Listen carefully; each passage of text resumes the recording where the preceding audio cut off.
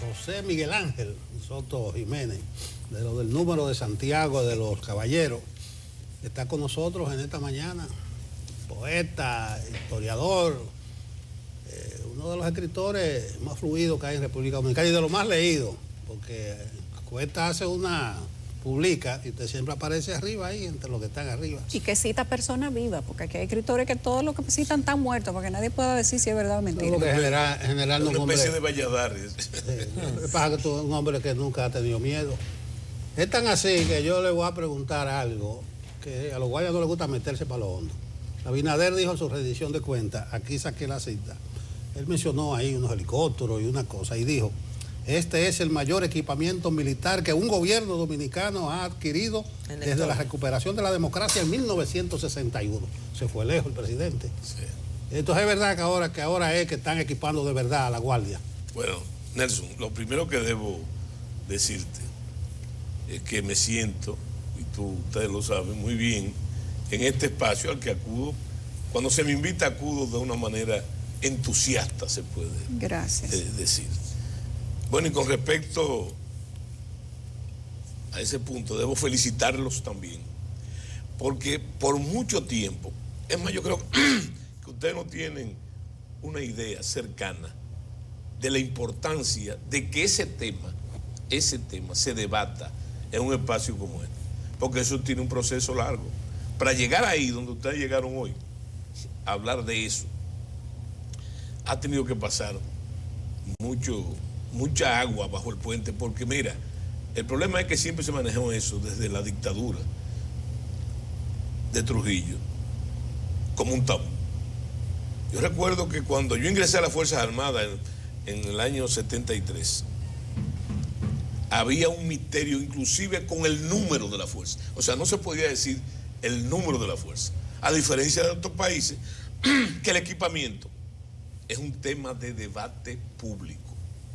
No solamente el gasto militar, sino los detalles se discuten en los medios. Pero aquí eso ha dado un proceso tremendo. Bueno, yo pienso que en lo que tú señalas, ahí hay un problema de retórica. Y tú sabes que retórica al fin, hay que tener cuidado con las hipérboles. Con las hipérboles, que son una forma de ratificar la retórica política también, porque en la misma literatura hay un dicho que yo recuerdo mucho, creo que no sé de qué gran poeta es, que dice que el adjetivo cuando no pone mata. Entonces hay que tener mucho cuidado con eso. El señalamiento que tú haces es interesantísimo, porque eso da pie para que en función de la verdad pongamos cada cosa en su lugar.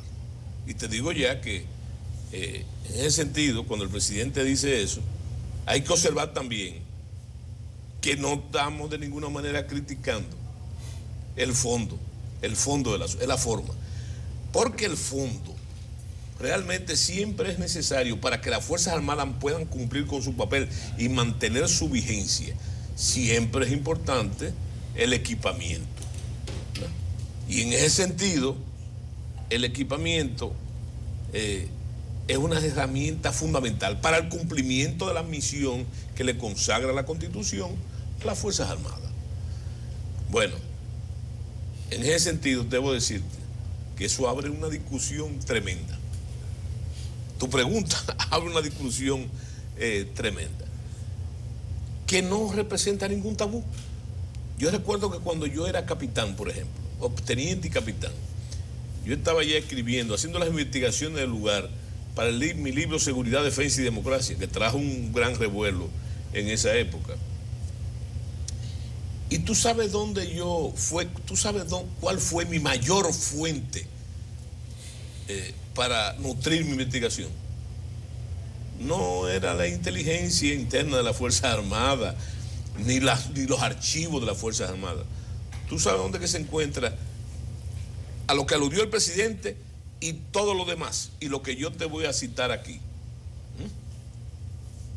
Se encuentra en las memorias, en la biblioteca del Congreso Nacional, en las memorias de las Fuerzas Armadas ahí. Usted va, pide permiso, lo dejan entrar, no hay ningún problema, y usted consulta ahí, y ahí está todo. Ahí está todo. Mucha gente me llama a mí, mira, que ¿tú crees que se puede conseguir en el archivo de las Fuerzas Armadas? Digo, no, vete al Congreso. ¿Dónde? En las memorias. Entonces ahí está también lo que se adquiere. Cosa que no debiera ni ser necesaria ahora con la ley esta que existe de la transparencia. Entonces eso está. Bueno, pero para no darle más vuelta al trompo, yo te voy a decir que todos los gobiernos,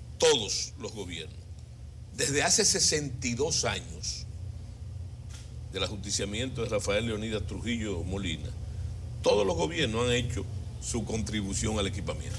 Sin embargo, y esto es muy importante saberlo, las Fuerzas Armadas han vivido hasta hoy de los escombros del gigantismo militar de Trujillo. Trujillo se apertrechó, vamos a decirlo así, para pelear 30 años, ¿verdad? En todo, en el equipo.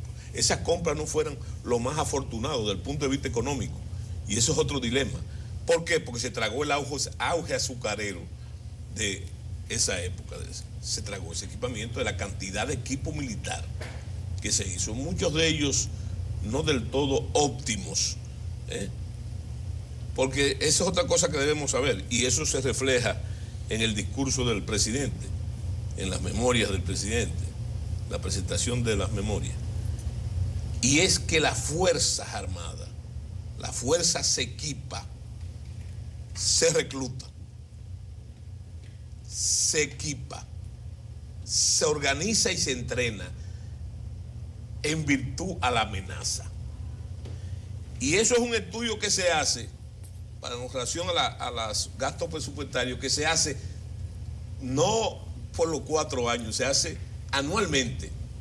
Hay que hacer un análisis sobre la amenaza, a ver, y en eso el equipo juega un papel fundamental. Eso me dice que estamos muy amenazados nosotros ahora. No, si el mayor equipamiento se ha hecho ahora. Sí, pero pero es que no es así. No así. Hay dos cosas que resaltan del presidente que no corresponden exactamente a la. Yo te dije ya que es necesario que las Fuerzas Armadas, bueno, y eso levanta la moral de las Fuerzas Armadas. Quizás no hay una cosa que levante más la moral de las Fuerzas Armadas que el equipamiento, ¿verdad? De acuerdo a las necesidades que tiene. Y como yo te dije, la amenaza es la que marca la pauta, ¿verdad? Pero también, ya yo te dije que hay que mantener el equipamiento de la Fuerza Armada de forma óptima, para poder justificar, es una justificación sobre la vigencia de las Fuerzas Armadas en la sociedad. Bueno, la conclusión es que siempre se ha equipado. Pero la discusión viene porque Abinader dice que ahora es el mayor equipamiento. Es que no es así. ¿Y cómo porque, entonces? ¿Tú sabes por qué? Porque en términos cualitativos y cuantitativos, y fíjate qué paradoja, el gobierno que más ha contribuido al equipamiento de las Fuerzas Armadas es el gobierno de un miembro del partido del presidente de la República, que es el gobierno de Hipólito Mejía y Domínguez. Del 61 hacia acá es el gobierno que más ha contribuido y reequipado las Fuerzas Armadas en todos los órdenes, ¿verdad? Y en ese sentido entonces resulta paradójico que se haga eso. Él hizo otra mención importante sobre los establecimientos, sobre las edificaciones, sobre los recintos militares.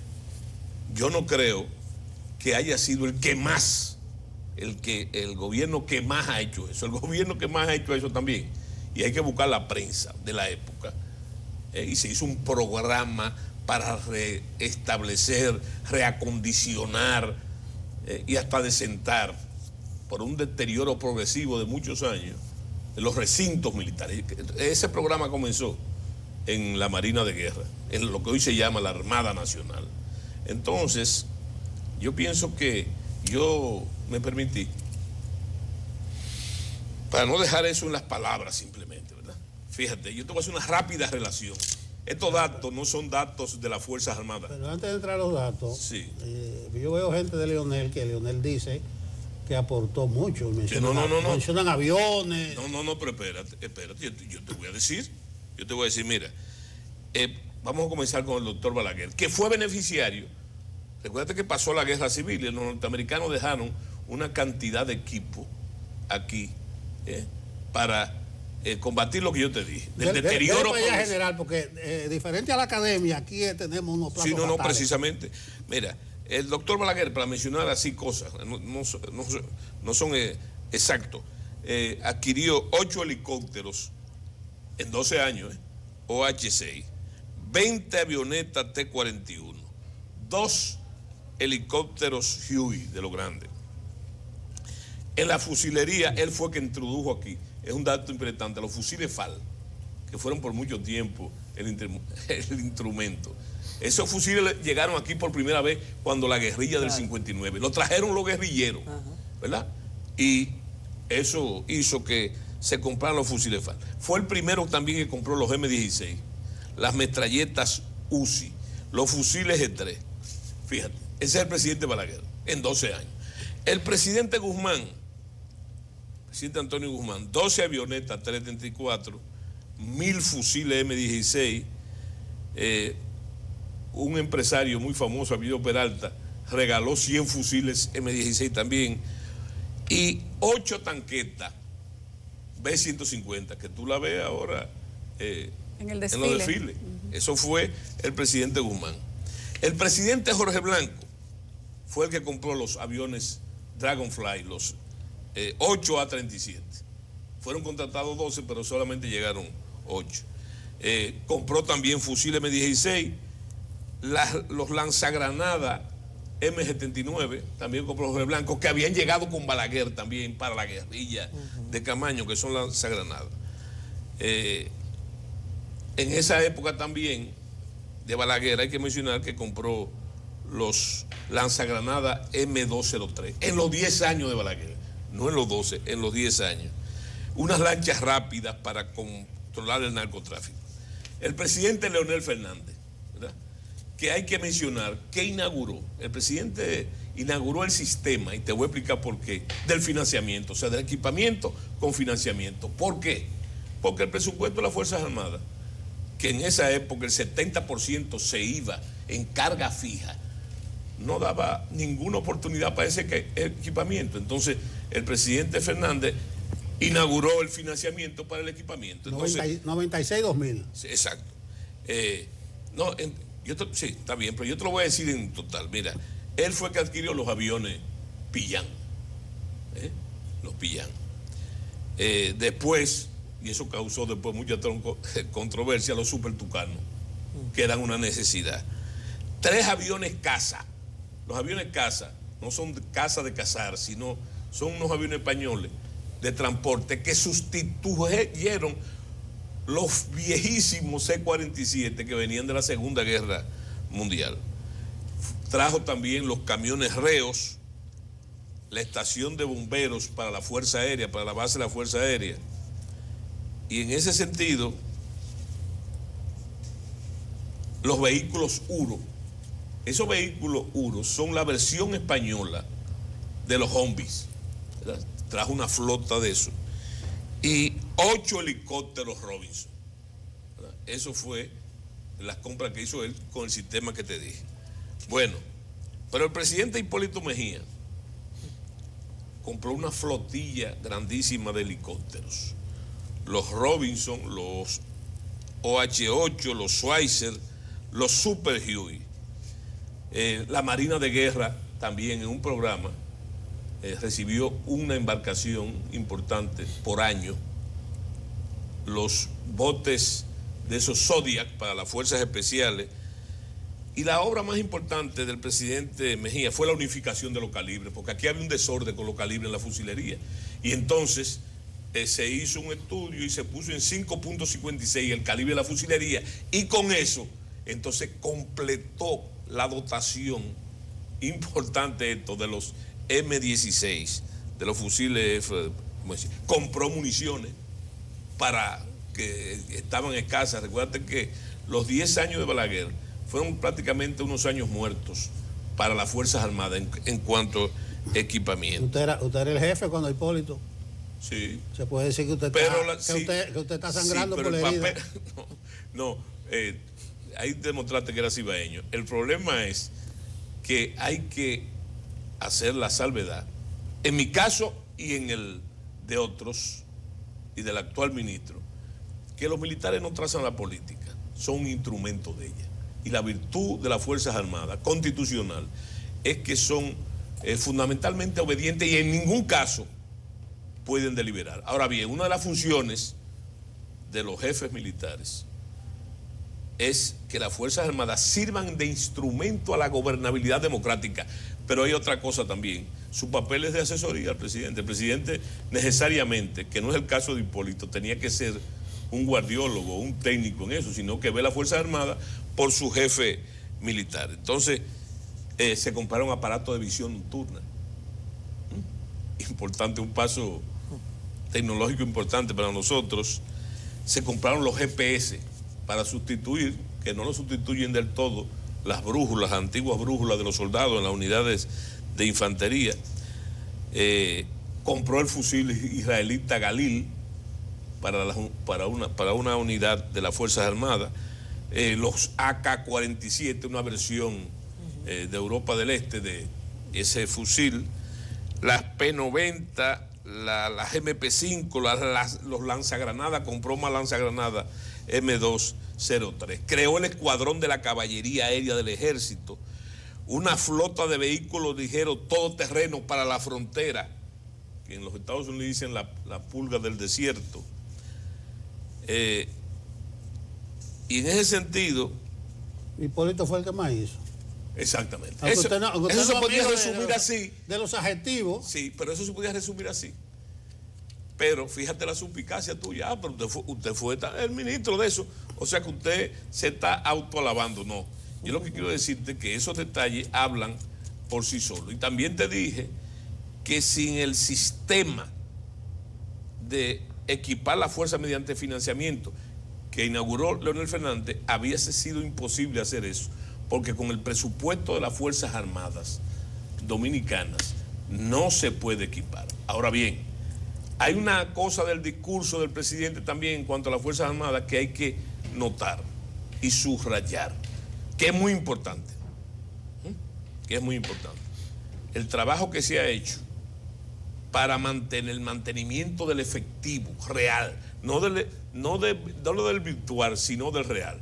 Entonces, mediante una serie de auditorías, el Ministerio de las Fuerzas Armadas lo que ha hecho es, y el presidente lo dijo, fue eliminar ese efectivo virtual, no sé cómo se llama ahora, de vincularlo o como sea, para entonces ingresar soldados, porque hay una cosa que hay que tener muy presente, por doctrina.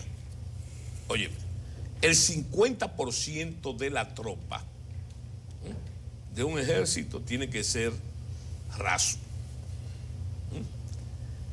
El 30% tiene que ser clase y el 20% tiene que ser oficiales. Por una serie de circunstancias que se ha invertido la pirámide y en términos más sencillos hay más caciques que indios, y entonces ese ha sido el trabajo para hacer. General, evidentemente usted se preparó para el tema. Ulises. No, yo diría, bueno, yo no quería me preparo para el preguntarle. tema. Lo que pasa es que yo estoy preparado para el tema. Él está preparado siempre. No, pero General, hablamos del discurso. Sí. Pero en base, no, para el discurso, claro. en base al tema armamentista de República Dominicana, Sí. ¿cómo sabemos, cómo se le puede pasar un balance a si República Dominicana tiene la cantidad de armamento y equipo militar que necesita? Sí. ¿Para qué tiene que estar preparado en todo momento como nación? Sí. ¿Y qué le hace falta? Si uno tuviera que pasar una radiografía al tema armamentista y de preparación bélica del país, ¿cómo se haría esa evaluación? Bueno, hay un procedimiento que se hace de forma permanente y en determinadas épocas se ha descuidado. Pero yo creo que la respuesta a tu pregunta no es mía. ¿Tú sabes cuál es? Es la que es una vieja discusión, porque los países pobres tampoco se pueden dar el lujo del armamentismo, porque hay muchas otras prioridades, pero tampoco se puede descuidar, ¿verdad? Y por eso se puede elogiar este gobierno lo que está haciendo, ¿verdad? Me imagino que es un programa más amplio. de un general español que decía, en cuanto a ese dilema, que es mejor tener fuerzas armadas y no necesitarlas, que necesitarlas y no tenerlas, y nosotros la necesitamos, porque somos una peculiaridad, somos una isla pequeña con una frontera terrestre, y entonces, óyeme, y marítima también, y entonces sucede que lo que te voy a decir no lo digo yo. Históricamente hemos tenido problemas bélicos permanentes con Haití, inclusive nuestra independencia se deriva precisamente de la guerra de la independencia con Haití. General, sí. A mí me gustaría compartir con usted, y qué bueno que vino en esta jornada, arrancando prácticamente la semana, sí, unos datos que se desprenden del informe más reciente de la Oficina de Droga y Delincuencia de la ONU. Sí. Y específicamente abordaba el tema del tráfico de armas hacia la vecina Haití. Sí. En ese informe, vamos a ver el cuadro que compartí con producción, ojalá lo tengan ahí a mano. Se habla de que hay una red de actores criminales que incluye a miembros de la diáspora haitiana que compran, obtienen armas en todos los Estados Unidos. Sí. Esas armas posteriormente llegan a Florida y de Florida pasan o llegan a República Dominicana y por vía terrestre atraviesan hacia Haití. Hay otra forma que es por la vía aérea y por la vía marítima. En esa gráfica colocan a la República Dominicana en una posición pues de impacto para este proceso y hablan de 4 puntos. Y son, por supuesto, los 4 puntos de cruce fronterizo, entre ellos Dajabón, Belader, Malpasé y Pedernales. Si vemos la gráfica, compañeros de la producción, se los agradecería para que entendamos de lo que estamos hablando. Se lo envía nuestro compañero productor a su cuenta de WhatsApp. Por ahí lo puede ver hace unos 10 minutos.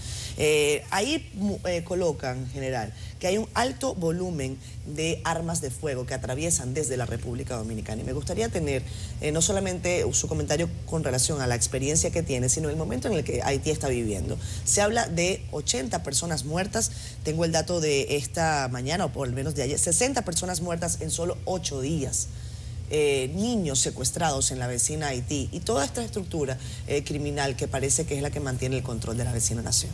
Bueno, pero yo creo que en uno de esos programas, que debido a la gentileza de ustedes, yo he venido aquí, yo he hablado sobre ese tema, pero tampoco es una especulación, ni es una información privilegiada de inteligencia. Es una información que se deriva de ustedes, los señores de la prensa. Yo te llevaba contado más de 7, 8, quizás 10 alijos de armas que se han encontrado o en los puertos de Santo Domingo o en las cercanías del puerto, como es el caso uno de ellos o 2 de ellos del ensanche Osama, de armas que vienen de forma presunta de la Florida, como se ha dicho en el informe. Pero lo más interesante también, que hay pruebas documentales, porque ha salido en la prensa, que partes de esas armas, parte de ese armamento, o se ha descubierto al cruzar Haití o ya habiendo cruzado Haití.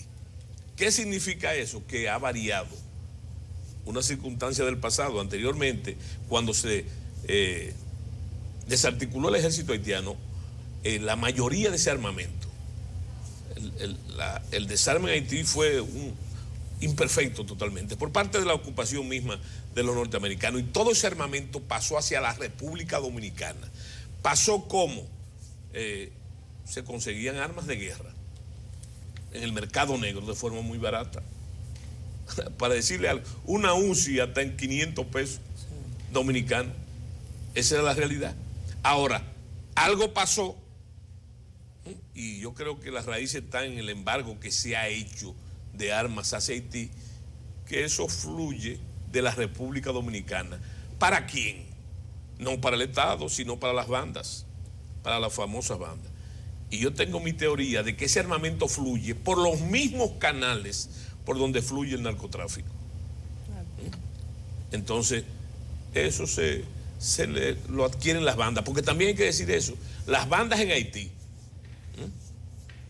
y es algo casi demostrado, por no decir demostrado, lo han dicho los canadienses y los mismos Estados Unidos, son mantenidos no por los partidos políticos haitianos, sino por los señores de la burguesía, haitiana, por decirle un nombre, Pero, por los ricos dorados haitianos, General, por los empresarios haitianos. Pero mi pregunta ahí tal vez también tenía el sentido de que estamos hablando, y según su percepción y su análisis sobre la base de los datos, de un buen momento para las fuerzas militares. Sí. Un buen momento en el que la seguridad y la defensa de la nación parecería tener el respaldo del Poder Ejecutivo.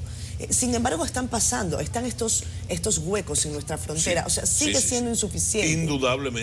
Indudablemente, existen esas imperfecciones. Pero recuerda siempre, en la situación, lo que yo te digo, las Fuerzas Armadas no trazan la política. ¿Me entiendes? No trazan, esa es mi experiencia. Y lo que dice la ley también.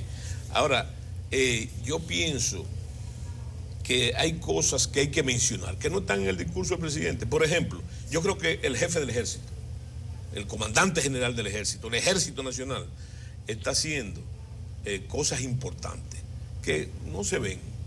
Por ejemplo, una de ellas es que se están, oye bien, estamos hablando de equipamiento, ¿verdad? Yo estoy hablando de otra cosa ahora. Se están recuperando armas. Son 4 armas básicas: infantería, caballería, ingeniería y artillería. Se están recuperando armas que habían desaparecido en el ejército. No son armas físicas, sino especialidades que habían desaparecido. Por ejemplo, la artillería, ¿verdad? Pero ahora yo veo que... Y los blindados también habían desaparecido por desuso. Inclusive las escuelas, y se están restaurando las escuelas de artillería y de blindado, y también oigo por ahí que se van a comprar o se están comprando o están contratados ya equipamientos de eso. Eso es importante.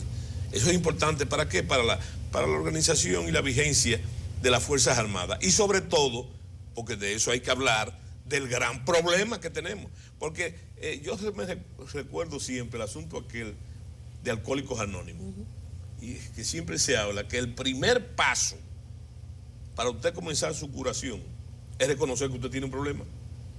Entonces yo creo que a nadie le debe caber duda de que nosotros tenemos un gran problema, no solamente con la migración haitiana, sino también con el Estado, a muchos que le llaman Estado fallido, yo le digo Estado fuñido, a lo que está pasando en Haití. En Haití aparentemente no hay Estado, y por lo tanto no hay tampoco monopolio legal de la violencia. Soto, sí. Estamos acabando, sí. Vamos en la postrimería. Si usted va al lenguaje del poeta, diría que el tiempo inexorable sí. nos dice que debemos terminar, pues no queremos irnos sin el problema del pacto que ha convocado el presidente. No lo vimos a usted, ni a Quinta República, no sé si fue que no lo invitaron, que usted no está de acuerdo con ese pacto. No, brevemente. Fuimos invitados al pacto. Yo no quiero desdecirme, yo creo que el pacto no lo convocó el presidente, pero el pacto no esa es una propuesta muy reiterada del señor Pelegrín Castillo, después ha sido de Propatria y también de la Fuerza Nacional Progresista. Fíjate, entonces... yo no quiero desdecirme, eso es algo importante para la unidad. Pelegrín dijo que no es patriota el que no asistió. Le está diciendo antipatriota a usted. Bueno, pero habría que saber por qué yo no asistí, que es lo que tú me estás preguntando. ¿Por qué usted no asistió? Entonces yo pienso y si va a asistir a uno que hay mañana, creo. Bueno, estoy invitado, Quinta República va a asistir, ¿verdad?, como observador a la convocatoria. ¿Irá usted en persona? No, yo no podré ir porque estaré en tu tierra. Yo voy a dar una conferencia a las 7 de la noche. Bueno, una manera elegante de no estar presente. No, porque yo no voy a convocar una conferencia para no estar, por favor. Yo lo que te digo es... Deme su visión del pacto para que terminemos ahí. Yo pienso que, vuelvo y te digo, si el pacto es una articulación para la unidad nacional, de la que yo he hablado mucho, para enfrentar ese tema... es importante, como también es importante, mi querido amigo, que el pacto puede servir más que como una articulación política, porque déjame decirte una cosa, de este juego, no sé, todos los que están convocando son los partidos y a los políticos, ¿verdad? Eso es un tema político. En los albores de un proceso político inevitable, ¿verdad? Y entonces, ¿qué sucede? que el presidente de la República tampoco debe tener ventaja política, porque eso no se puede sacar de cosas. El presidente candidato. Ahora bien, el presidente candidato, si el pacto, como han dicho algunos, que hay una particularidad del pacto de mañana que hay que tomar en cuenta. No solamente ya son los partidos, se convocó a una serie de personalidades importantes, claro, que son, porque los partidos, ¿qué son los partidos? Una expresión de una dominicanidad a la que estamos aludiendo. Aún los que no fueron, tienen un gran papel. Soto. ¿Tú sabes cuál es el gran papel de los que no fueron? Sí. Como elemento de presión, fundamentalmente democrático. General, el acuerdo y el desacuerdo son parte del juego democrático. Terminamos. Se quedó un tema de la importación de armas, ahora que hay un permiso de... Porque me dicen que en el gobierno de Hipólito, ese era un tema. Incluso decían que el matador de Orlando, Jorge Mela, era un niño mimado. Sí, pero no viene solamente del gobierno de Hipólito. No, pero está bien. Déjame explicarte. La importación de armas, ese era un niño mimado, pero vamos a ese tema para otra próxima. Pero un niño mimado no, porque la antigüedad de su casa de armas, que era la Caranday, viene anterior del presidente. Pero me dice que su etapa de crecimiento... que era muy omix, claro. De Hipólito, Sí. Es que el tema ese, pero lamentablemente no acabó el tiempo. Esta es su casa. Siempre corto. Con Sí, esta es su casa, como usted ha dicho, es decir, que usted puede entrar y salir ahí. Sí, claro, y yo vengo con mucho gusto. Muy bien. Gracias, general. Vamos a la pausa.